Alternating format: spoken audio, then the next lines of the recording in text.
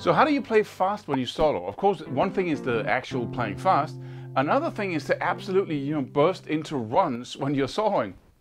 That was a huge challenge for me when I started out, because one thing was to do the alternate picking runs or the legato, whatever. But how do you how do you begin and how do you end those runs? And then I figured something magically, I just suddenly dawned on me when I was listening to other players that there's a thing that nobody talks about that's called playing out of time. That's what I call it anyway. And that's basically just not giving a hoot about the time signature, the subdivisions, whatever. You simply just play as fast as you can. And when you do that, within the time frame of, let's say you start on 1, so you go 1, 2, 3, 4, 1. Right? If you do it with control when it comes to the overall timing, so you play fast in between two pulse beats, like if it's like this, 0, right? Then people will accept it and it sounds great. Some players actually spend 90% of their time playing out of time. And the 10% that is in time is the slower line. So like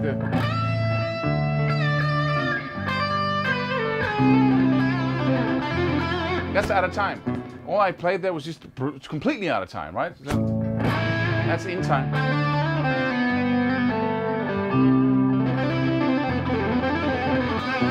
Out of time.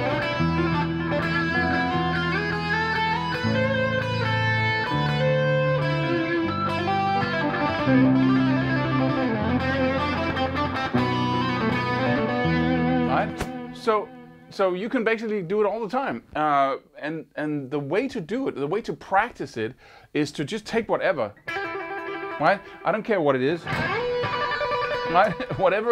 However you produce the fast notes, it doesn't really matter. What matters is that you practice in the beginning. This was the exercise that did it for me, and then I evolved from there.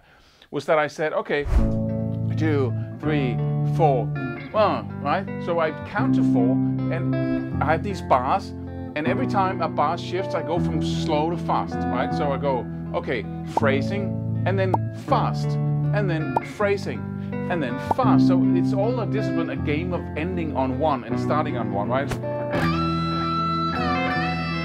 And then slow.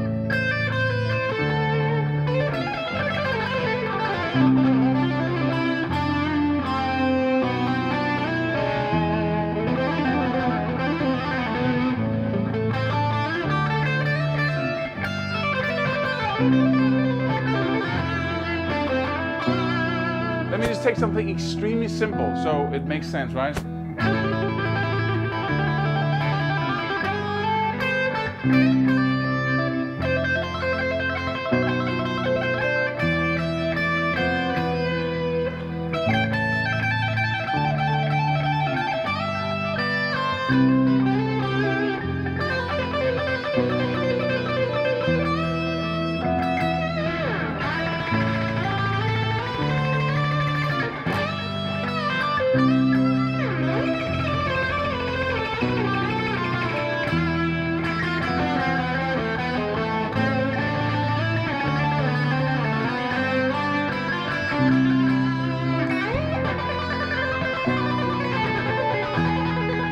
Right?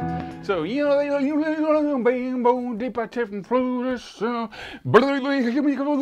right? Yeah, and that's the way to do it, basically. And if you do it enough, you have a jam track in the background, and you focus on it, and you keep doing it. You can have a video, a movie, a documentary playing for 2 hours in front of you, and then you can have that jam track running in the background. And then, a little bit quiet so you can hear the television as you do it. And then you just go back and forth all the time. But you have to focus, Claus, when you practice. No, you don't. There is no way in heck that you can get in all the hours of practicing that you need to master anything on this instrument if you do not practice and play while being entertained with other things. If we think we have to sit in a room by ourselves and do these things, that's fine. That's very beneficial in the beginning. But once you're good at it, you can kind of do it, right? Then you wanna watch that sitcom. You wanna watch those series for hours, right? Every night as you go ahead and practice these things. You can even have headphones on in one ear, have the jam track running there with your guitar in your headphones, right? And then watch the movie with your, significant others, right? And then go, yeah, man, that's a great movie, right? Yeah, totally. Exciting, right? And then you can play for hours. It's amazing how that works. I don't know what I would do without it. It's the ordinary guys or ordinary human beings path to an extraordinary skill level. It really is. So do this exercise. It sets you free. It's amazing. And whatever skills you then develop of picking fast, of playing fast, you can then actually use when you solo. If you do it enough, you can't help but do it when you solo. And that's the point you want to get to. My name is Claus Levin. Go download the free course and do subscribe. Please, please, please. And then I hope to see you in the next video.